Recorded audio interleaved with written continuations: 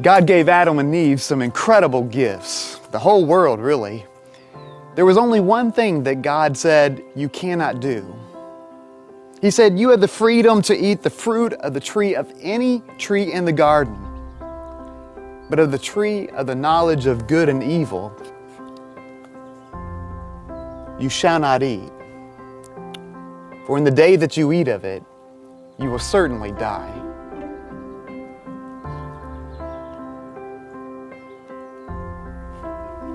Years ago, I used to direct a camp for teens, and I would start out that camp talking with the kids about all the fun that they were going to have and what they got to do and how they were going to learn about God. And then I would conclude that opening time by telling them, and don't sneak out. There were a lot of things around the camp that were dangerous, and plus they needed their sleep. Well, guess what happened as soon as I told them not to sneak out? They started plotting their escape. Which brings us to the question, why did God tell Adam and Eve they couldn't eat of that fruit of that tree to begin with? Well, it wasn't because God was trying to trip them up. I mean, my wife and I don't sit up late at night trying to think of ways to trick our kids to get them to do something wrong so that we can punish them. But think about this. God had given Adam and Eve almost everything, and they were almost godlike in their powers with what they had been blessed with by giving them ruler and dominion over the world, and yet they were not God. And it may be that by setting this one boundary, God was trying to get them to understand that He was God and they were not. I mean, for our kids, as much as we love them and care for them and want to give them great gifts and good things, at the end of the day, we still want them to understand that there are some things that they don't understand and that they need to trust us for and rely upon us for, that we are a parent and they are a child.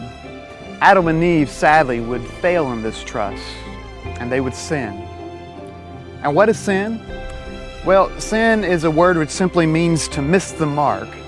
It is failing to trust God, and that usually results in a lot of hurt and heartache in our lives and in the lives of others.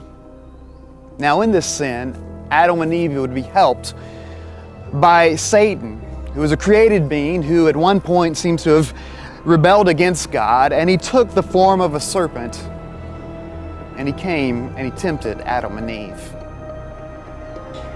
Genesis chapter 3 says this, "Now the serpent was more crafty than any of the wild animals that the Lord God had made.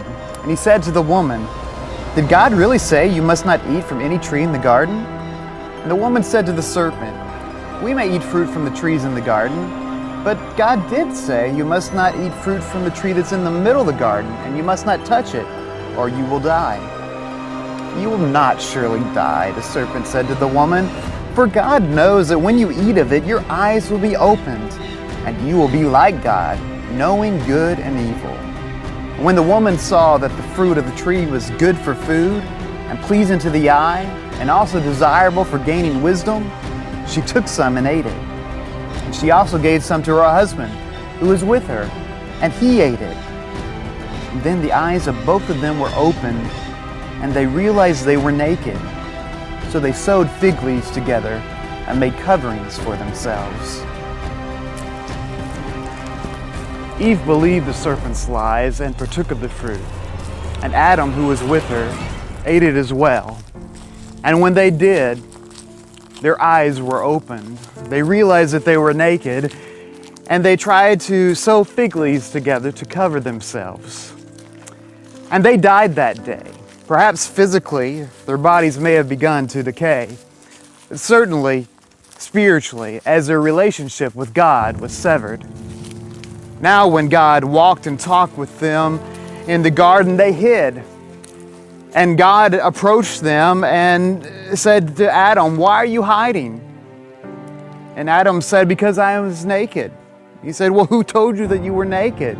It's almost like God is speaking like a parent to a child, asking questions, trying to get him to admit that he had done wrong.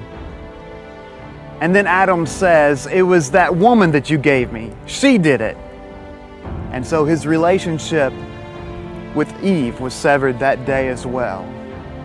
Community, relationships were lost in the garden when sin entered into the world. And it seems like we are still looking for that community today. And part of it is because we live such fractured lives. We live in one place, work in another, shop someplace else. Our kids go to school, still someplace else. And so it's hard for us to find the time and the place where we can develop real, meaningful, lasting relationships. I remember studying one time with a woman named Kim. And I asked her, where do people find community outside of God? And she said, well, I guess for me, it's in my kid's soccer team. In fact, she said, he's really wanted to quit, but I didn't want him to because those kids and those parents were the only friends that I had. And I thought, how sad that such tenuous relationships that would not last were the only form of community or relationship that some people have in this world. And so I'd ask you, where is it that people find community outside of God? And how has sin affected the relationships in your life?